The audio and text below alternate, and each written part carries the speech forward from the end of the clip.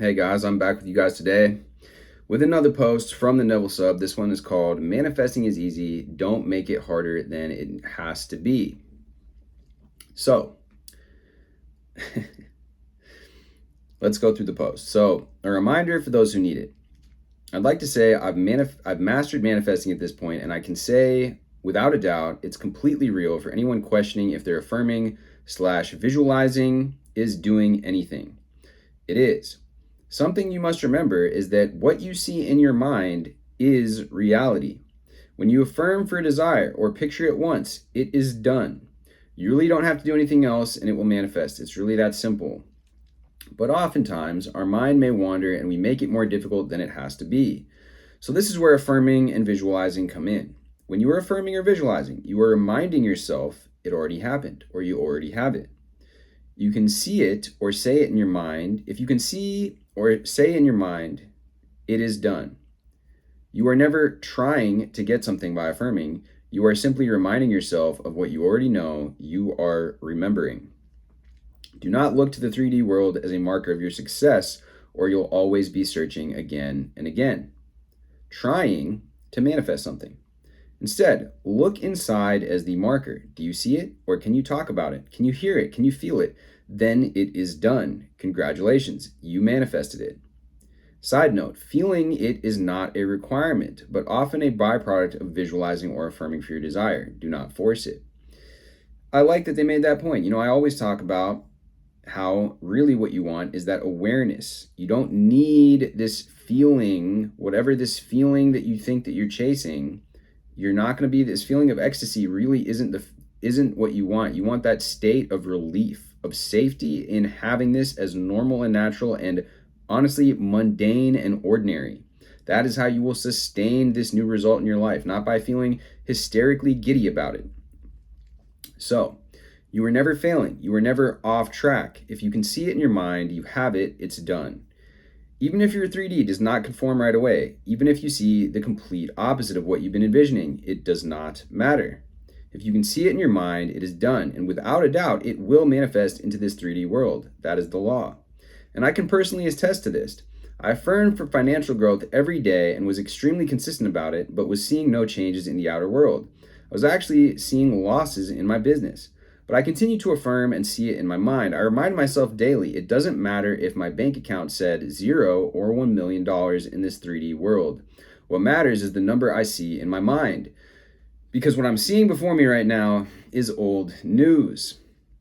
It's outdated manifestations. It's just as if the page hasn't refreshed yet or the numbers haven't updated yet, but I know they will. I like that a lot. That's a really good analogy for being in this day and age. It's like when you're trying to refresh the screen, I'll do that sometimes on, whatever. Obviously we do it on our email, we do it on any form of social media. And sometimes I'll do that on my YouTube studio, for example, and refresh it and see that I have more subscribers, for example. That's like one thing that I can think of. Or my email inbox. And it's almost like that. It's like it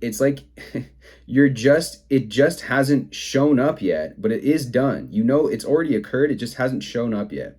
So lo and behold, I started seeing my reality reflect my manifestations. A kind follower offered to donate to me $1,000 out of nowhere just because she loved my content. That's pretty awesome. Then other followers started donating and I saw my YouTube channel start to take off, exactly like I've been manifesting.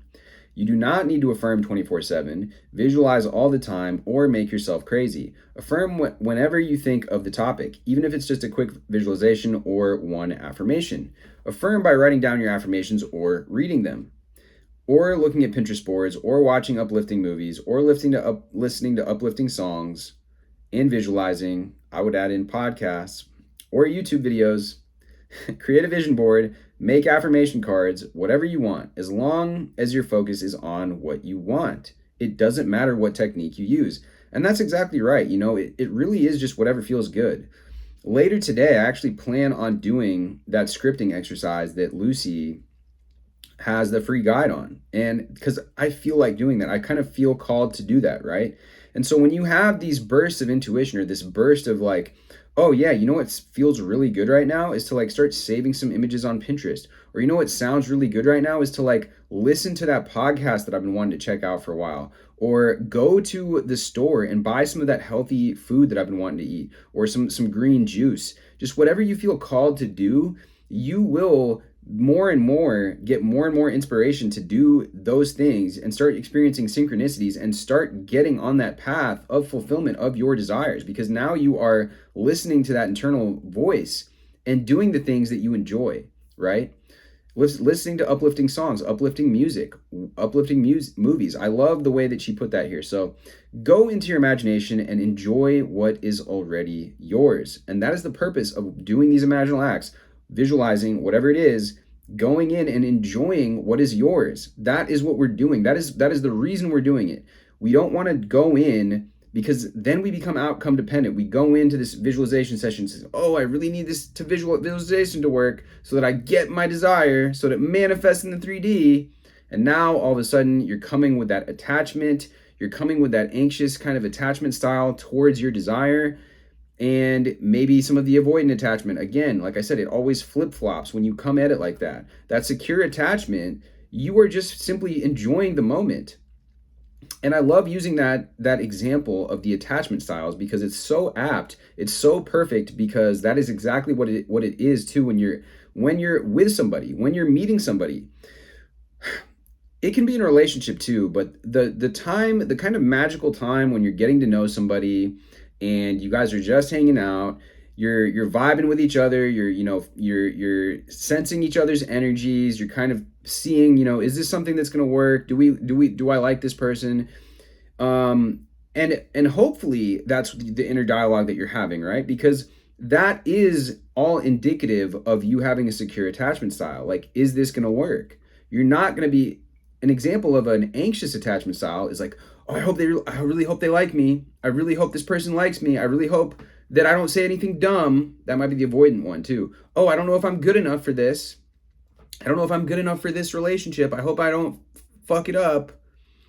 And that's what we do with our goals too. But we need to come at it from the secure point of view that's like, yeah, like I'm enjoying this. I'm enjoying the process of getting to know this person.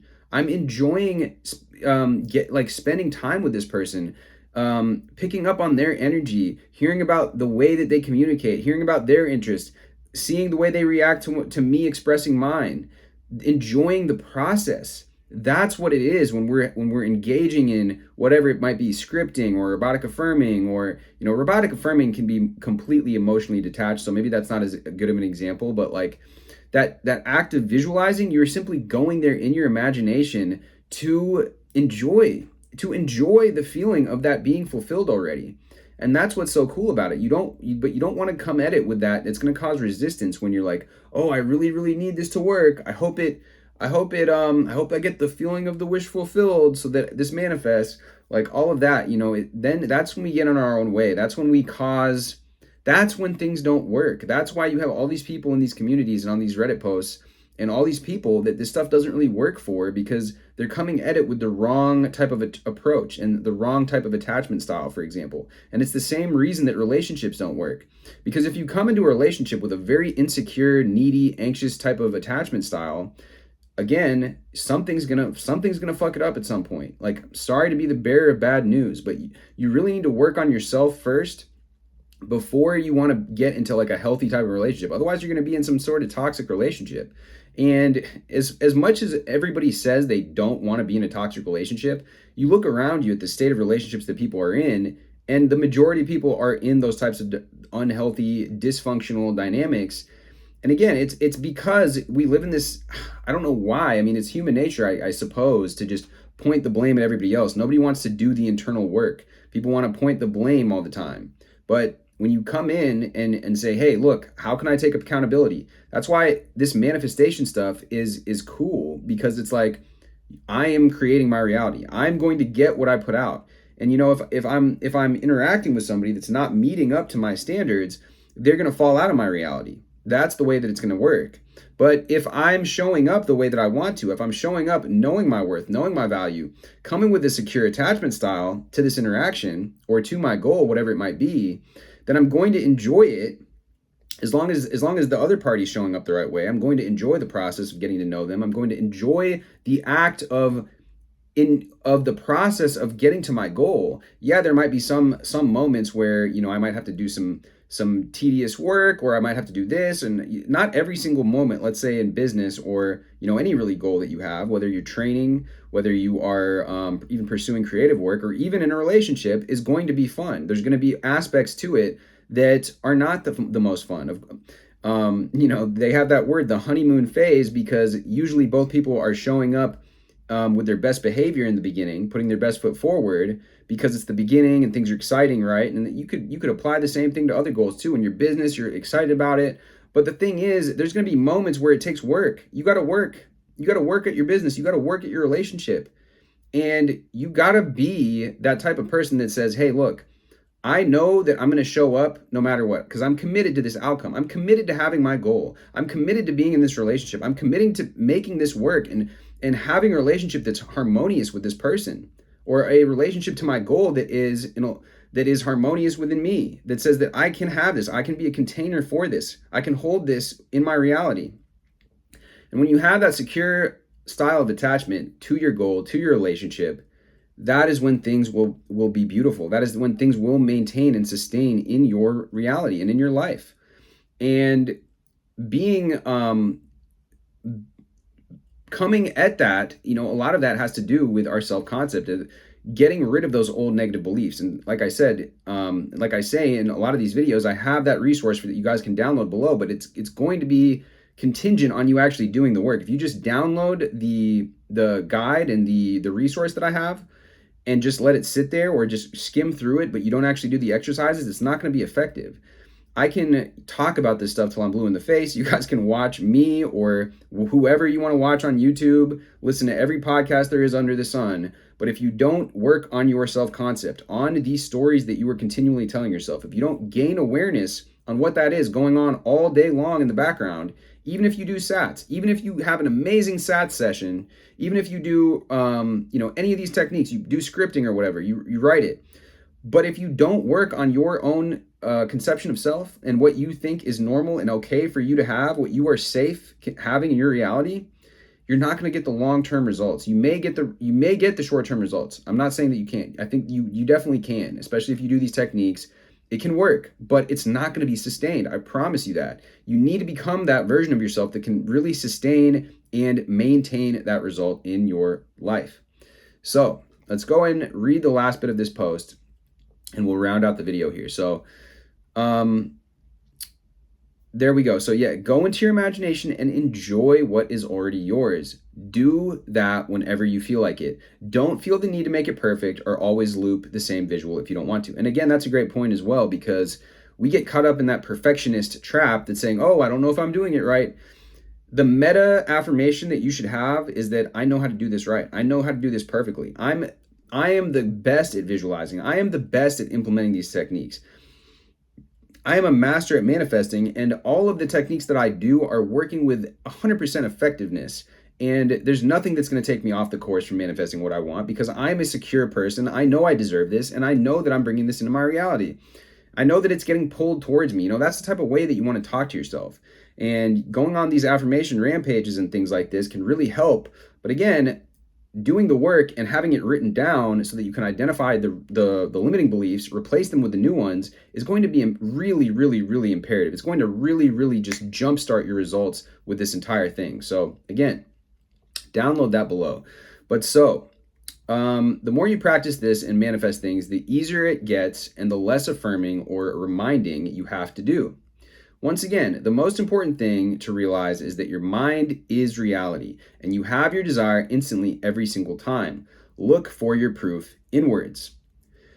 And every time you affirm or visualize what you want, you are on track. There is no off track. I don't care if you cried, reacted to the 3D, affirmed the complete opposite for days or even weeks. As soon as you affirm for what you desire, one time, it is yours and it is done. I affirm this post will be helpful to at least one person who needs to hear it. Nice. Thanks for reading. Note, some of these tips are influenced by various posts in the group, as well as my own experience. I felt they were most significant in making it all click for me, so I figured someone may appreciate the reminder and summary. Update. If the moderators here will allow this, I also have a YouTube channel I just started going over various topics related to the law of assumption and manifestation, due to the number of questions I get sent every day. The channel is The Soul's Playground Official if you'd like to subscribe. And that sounds dope. I will leave a link to the channel down below in the description so you guys can check out their channel. So we'll read a couple of the comments and, like I said, wrap up the video here. So this reminder came at the perfect time for me. Thank you. I actually feel like I can say circumstances don't matter and truly believe it, because they don't. They said, I'm glad to hear it was helpful.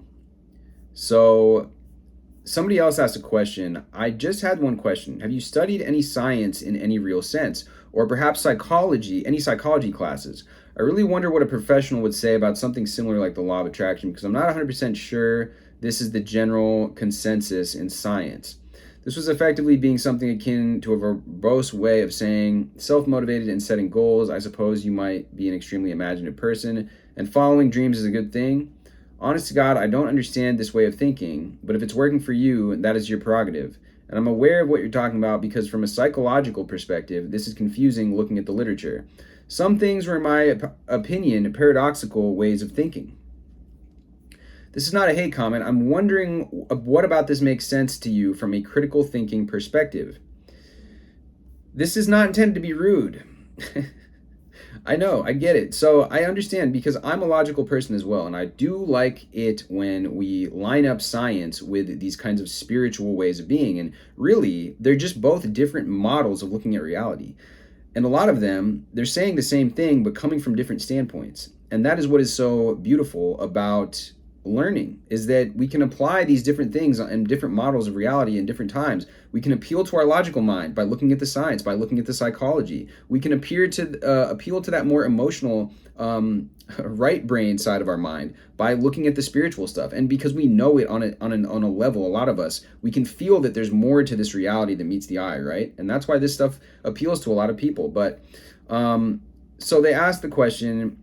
I'm looking to ask for anyone else, because I was looking for factually accurate information in the comments.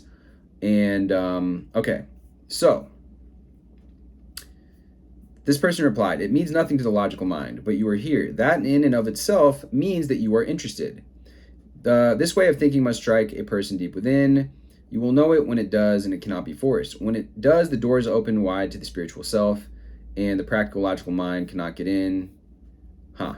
I mean, that's one way of looking at it. I think, like I said, I have an entire video about how, the science behind manifestation, because quantum physics is saying the same things that we learn about when we talk about manifestation or spirituality.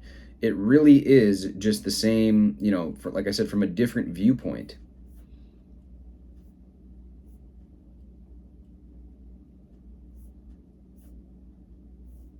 Anyways, people are basically just thanking them for the post. So I am going to read this comment though. What do you think of fantasy versus imagination? God knows how many times I've pictured, let's just say, the birds and the bees. Something like every day for 2 years. Not really trying to manifest it, though my heart really wants that, but imagining for the feel of it, to get accustomed to it, and to escape my current boring reality. Not really expecting anything to externalize from it, not really feeling it's a creative act, but getting totally immersed because it feels good and it helps me feel desired, hasn't yielded anything.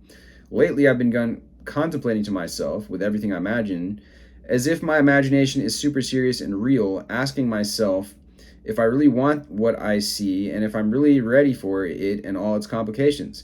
Thinking if it came true this week or was here now, and answering yes to myself, accepting it within, and feeling quite afraid, even because of the implied change. That has changed the feeling of it a bit, because it is not just imagining a physical act, it's about the state. So, somebody responded here. Well, if it helps, you aren't your thoughts, behaviors, emotions, or even your states. You're the I am before the state. And you can't lose a state. You just fall out of it because you can always get back in it. So if you were having thoughts about certain things, that isn't the same as a state. Therefore, it probably wouldn't manifest if it isn't stemming from that state or expressing your I am through the state. That's a little bit verbose answer. I'm not exactly sure what they mean, but the person replied, thanks, that makes a lot of sense. I would call it something like daydreams, but with sensory vividness, as I know Neville's theories. Something like getting very immersed into an audiobook, but it doesn't stay on. Like, it doesn't help me define myself. Like, who am I? What do you think is the appropriate state? Neville would say things like, if you want to be married, mentally wear a wedding ring. And I kind of feel like I did a version of that by imagining something my outer state wouldn't experience. You were right, though, because when I read the last paragraph of your comment, it seems totally right. Totally right. Okay. Well, to answer your first question, something I do personally is to credit that imaginal act/daydream reality before I worry about sensory vividness. I realize that imagination creates everything, and therefore who I am in imagination is the real me, since that's all that will get expressed. And remember, you're not imagining to get something. This is what we talked about in the previous video. You're imagining to imply you already are it, or to enjoy the feeling of having it. Go straight to the end. If you have to ask who I am is, just go to the imagination and the people in there will reflect it to you. 2, the appropriate state. Okay, what I need you to do is completely forget about the outer world. It's dead, it's lifeless. No matter what you want to do out here, you're just expressing I am. I need you to see the outer world as a shadow. Just uncredit the external reality. Your state is what your I am is occupying. That's what is defining it. The appropriate state should be you already occupying your desire, already being it. And your imaginal act is proving evidence that you already are it/obtained it. Because if you're still left in desire, you're still in the state of wanting. You need to be in the state of being. Hope that helps.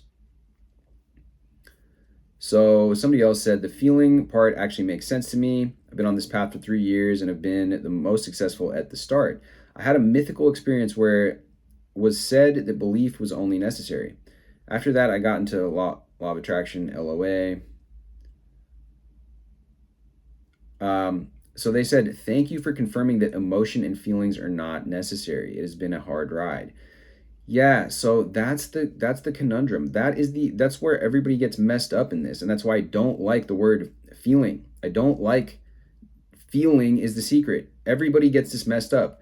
So they replied here, that's because feeling is not emotion. When I speak of feeling, I do not mean emotion, but the acceptance of the fact that it is fulfilled. That's from Neville, right? And so that's where people get tripped up, and that's why I like the word awareness, because awareness doesn't have the same connotation that feeling does, which makes you think of an emotion, because you're not looking for an emotion. You are looking for the feeling of it being natural, the awareness of it being normal.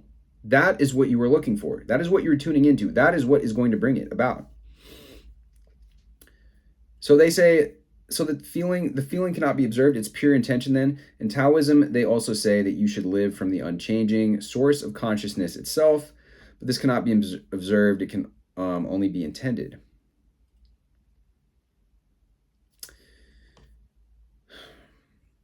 Emotions like happiness, excitement, etc. are a byproduct of the feeling, but they do not always occur. I think what best describes the feeling is the knowing and relief. You're always in some state, right? You're in the state of having a phone, state of having a certain eye color, state of living in your house, apartment. What feeling is that? It's kind of hard to tell, right? You just know you have it. That's why I say, like, I know I have this water bottle. I know that I can, like, go outside here and go to the bathroom. And that is the type of mundane, ordinary feeling that you want to bring to this desire that you have. And while it's normal for you to feel positive emotions that are a result of your feelings / acceptance that your desires are yours, they do not manifest. It's the feeling that manifests. No, it's not. It's not the feeling that manifests, bruh. They got it wrong if that's what they're saying here. Actually, Neville believes that it is when you're having your desire becomes natural to you. That's when you receive it in 3D. Exactly. When it becomes natural to you. That is the word. That is the key word. So there's a couple quotes here. If I use no effort, then it works. Not indifference. I don't mean indifference. I mean no effort. You accepted it and you have confidence in your imagination and cannot fail. The time it takes your assumption to become fact, your desire to be fulfilled, is directly proportionate to the naturalness of your feeling of already being what you want to be, of already having what you desire. There you go. So somebody is leaving a link to another YouTube video talking about the... So you think you know Wix? The feeling of naturalness. So, okay.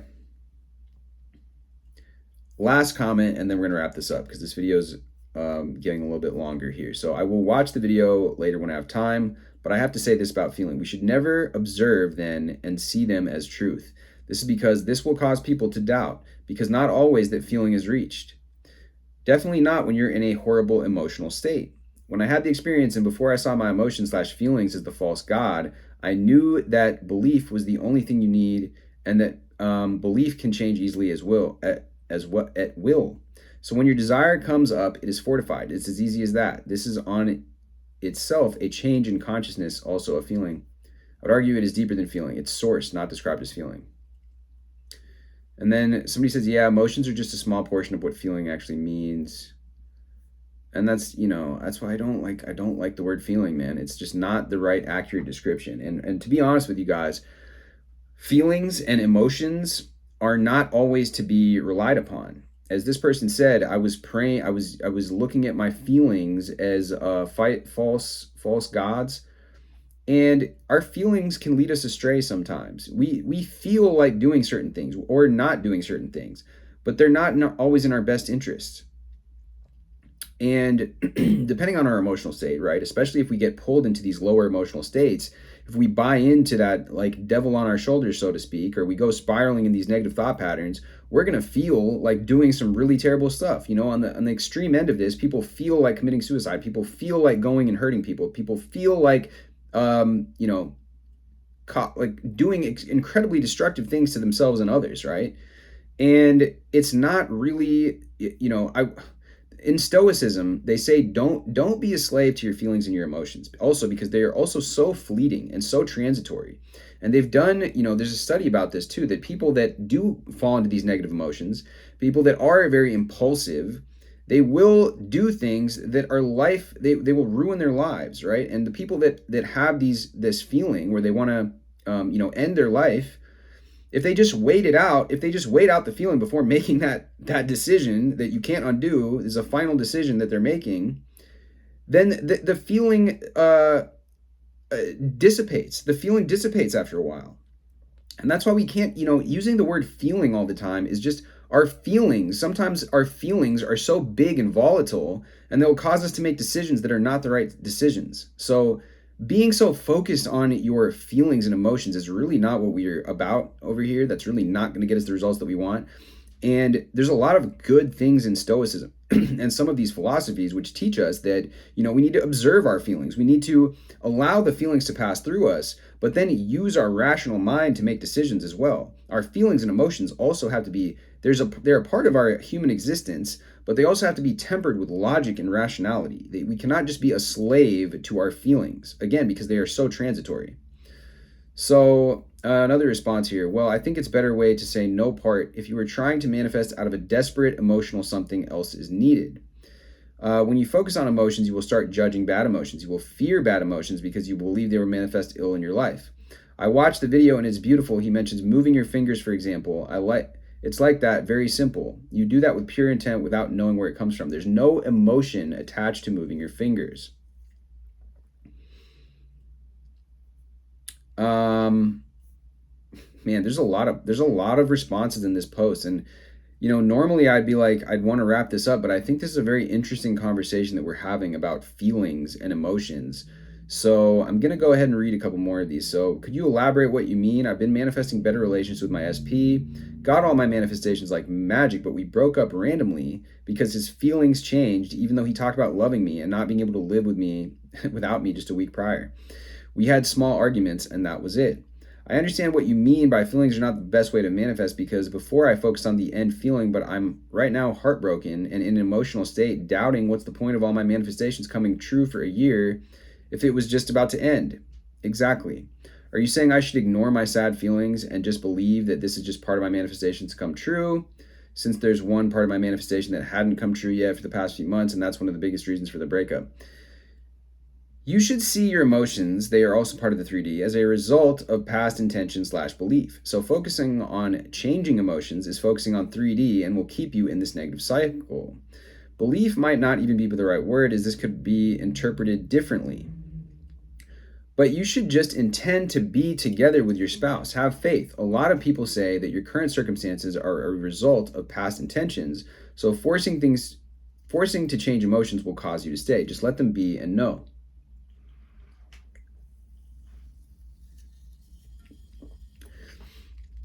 When you put your intent and believe, the emotional state could be the first thing, not always, to come as a result of your set intention. But do not judge the negative or put importance on any emotions. And that's exactly what I'm saying. Don't put so much importance on these transitory emotions. So what you're saying is the breaking up could be a delayed reaction of my past subconscious/intention, and even my emotions are a reflection of the past. What do you mean by forcing myself to change emotions will force me to stay? Should I just accept the negative emotions and cry if I need to, but just know in the 4D that we're together even though I don't feel any happy emotions right now, imagining that?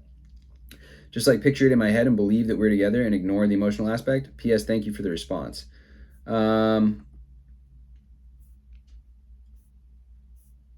Okay, so I think it is from past intentions, yes. Look at your own life and see if it is true for yourself. Oh, yes, cry all the way. Crying is actually great to release emotions. And there's a link to an article. Yeah, I heard about that as well. It's really great actually to do that, to allow the emotions to pass through us. Just intent with belief and do not judge anything that is observable. Do not judge or you will be judged. Do not store up for yourselves treasures on earth, where moths and rust destroy, and where thieves break in and steal, but store up for yourselves treasures in heaven, where neither moths nor rust destroy, and where thieves do not break in or steal.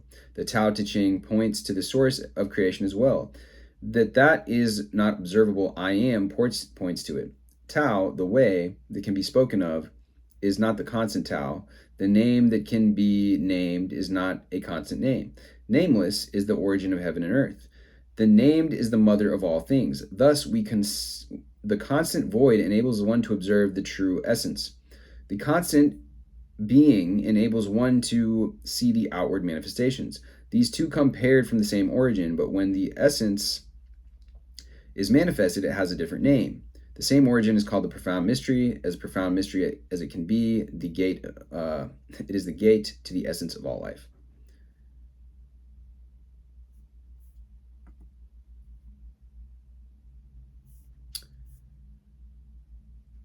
Okay, so I'm going in, guys. So here's the rest of this. I see. Could you please elaborate what you mean by just intend with belief, or just intent with belief, but do not judge? I focus on my belief that we're together and then don't judge my circumstances. I also read a comment here that said another thing is that when you imagine being with your SP, you can feel it as already been done, or do you imagine it as a daydream and you snap out of it once you're done imagining? I feel like right now I can imagine us together, but it feels more like a dream and I don't know how to get out of that state. I want to know what you thought about this and if you have any suggestions on what I could do. So the reply here is, you were together. He loves you. And in quotation marks, there's a bunch of exclamation marks. I don't know why. This is it. I guess that's the emotion that they're communicating. When I started getting into this stuff, it was real simple for me. I didn't know about the Tao, or about the LOA. I did not know about Neville. I was shown that life is created by past beliefs. The entity even told me that anything is possible. There's no trick to it, just choose. I got in trouble when I read about certain techniques. I started following emotions and everything went downhill from there. I'm now in a place to try to not to give importance to my feelings. I have now, this is so cool because I've come to this realization later. Our feelings can really lead us astray. And it's interesting they're talking about an entity told them this. So it's almost like they got this download, this realization, like they channeled this information. I have become an overly sensitive being that locked myself up in emotions. And that's what they will do. They will become a prison for you. If you are too guided by your emotions, you will be led away from your own best interest. Because these emotions, these thoughts that come in are not really ours all the time. You know, especially if we just go with the flow, we just go with whatever emotional state that we're having. A lot of the time those things are us spiraling, us receiving these negative thought impulses that's more than likely not of our own design. It's something that we're receiving because the universe and us as beings, we are constantly receiving and constantly outputting energy, right? And I talk about this a lot, guys. You know, unfortunately, our environment tends to be predominantly negative. So when we're having these thoughts, these negative thoughts that come in, it's like they're popping in unwelcome. They're like uninvited guests. And I have a video, I can link it up here, on how to get rid of negative thoughts, how to get rid of intrusive thoughts, because that is something, a practice that we need to develop, to get rid of the thoughts, not pay too much attention to the feelings that are accompanying it, because we can tend to really make bad decisions when we're getting into these emotional states. And getting into emotional thinking makes us reactive. It makes us react to the 3D. That is not what we want when it comes to manifesting. When it comes to intentionally creating a life of our design, we want to be the creators. We want to be the authors, the writer, and the star in the script of our movie.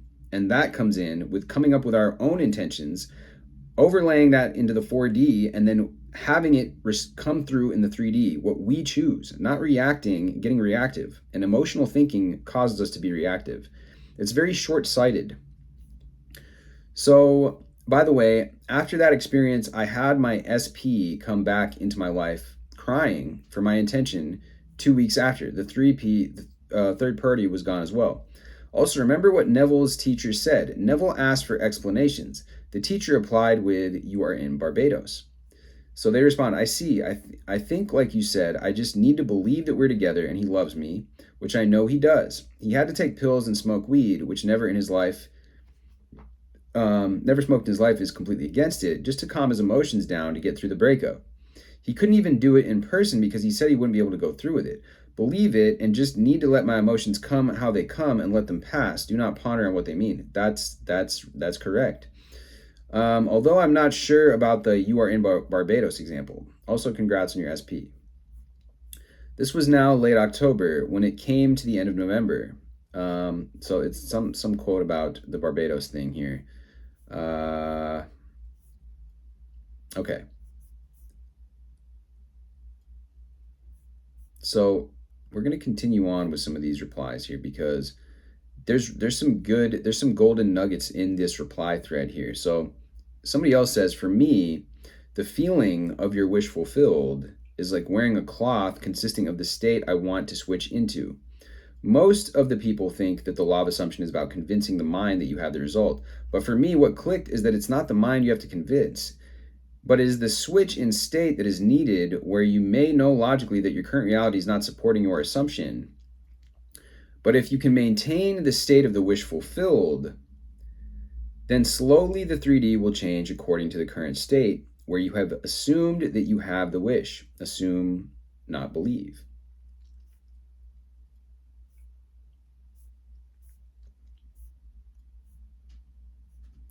The law boils down to the most fundamental essence of creation, that is consciousness. If you take a moment now, what all things are in your awareness? Maybe you are sitting in the chair in front of your desk, as I am right now.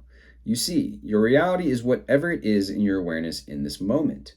What Neville came to know is that not only cause precedes effect, but it is the same way around. Not only what you are aware of is affected by the 3D, but what you are aware of can also dictate the 3D. So now you are aware of something, and that's why I use the word awareness, guys. That is so key to developing your understanding, because it gets rid of that misnomer about the feelings and the emotions and stuff that we've been talking about throughout this video. Now you're aware of something, but how do you materialize it? For that, you need a feeling of knowing. Get rid of the word feeling. Every time there's the word feeling, I'm just going to like pretend it's like a strike through, cross it out. You need the knowing. It's not the emotional one, but the pure knowing that I am that. This knowing does not need to be accepted by your logical mind. Now, coming to the second part of your question, the state doesn't need to be reached. You say wherever you are in complete acceptance, and the state shall envelop you. For that you have techniques. The process is like: 1, you are aware of lack in your consciousness. 2, you completely accept that this is the 3D that is the result of previous assumptions.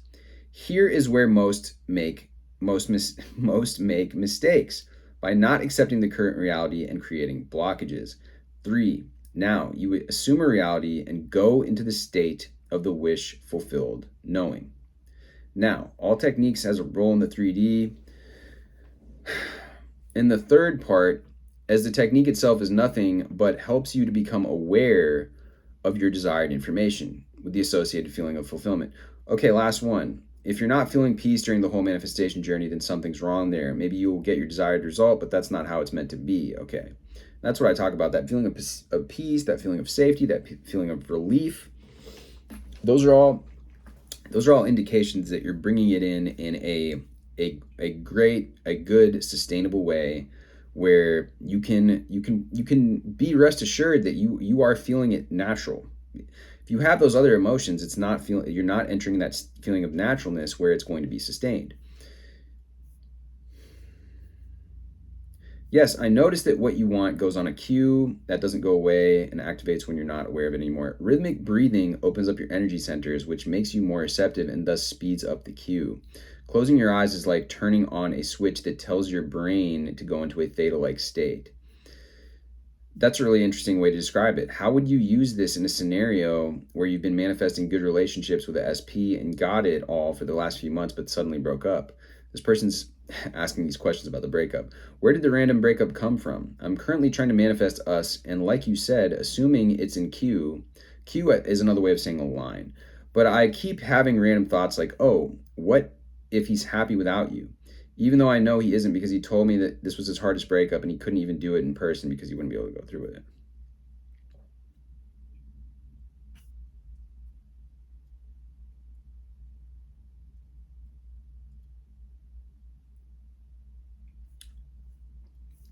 All right, I'm gonna read the last couple of comments and we'll end the video. I really, really love this. The awful world we manifested wasn't created by sats or affirming constantly. It required no type of effort to create the shitty lives some of us created, so it requires no type of effort to create the lives of our dreams. The techniques are only used to impress the subconscious, to break the awful, disgusting thought patterns we developed. Once we create healthy mental habits, it's literally up to us from there. One way to know if you've impressed the subconscious is the type of dreams you have. If you start consistently having dreams about your desires, you have successfully impressed your subconscious mind, and the 3D will bend in no time. And consistency and persistence is so important because you cannot create a new habit without repetition. Repeat, repeat, repeat.